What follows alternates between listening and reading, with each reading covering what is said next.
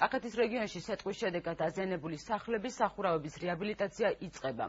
ლაგოდეხში, ყვარელსა და ახმეტაში 21 აგვისტოს სეტყვის შედეგად დაზიანებული სახლების სახურავების აღდგენა რეაბილიტაციის საკითხებზე იმსჯელეს ინფრასტრუქტურის სამინისტროში.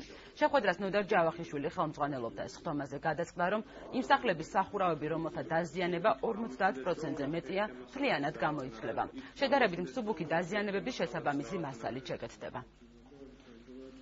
ვისაუბრეთ, როგორ ოპერატიულად და როგორ უფრო სრულყოფილად შევძლებთ მაქსიმალურად მოკლე ვადაში ამ გაჭირებული მოსახლეობის დახმარებას. დაიწყება უკვე ჩავლენით ადგილზე და ითვლიან ყველაფერს უფრო დეტალურად, თორე დათვლები გაკეთებულია და დეფექტური აქტებით შედგენილია და უკვე დაიწყება ამ დღეებში რეალური და ძალიან აქტიური მუშაობა იმისაც, რომ ეს გადახურვა მაქსიმალურად მოკლე ვადაში მოხდეს. 4 მილიონი ლარის ფარგლებში არის გამოყოფილი თანხა.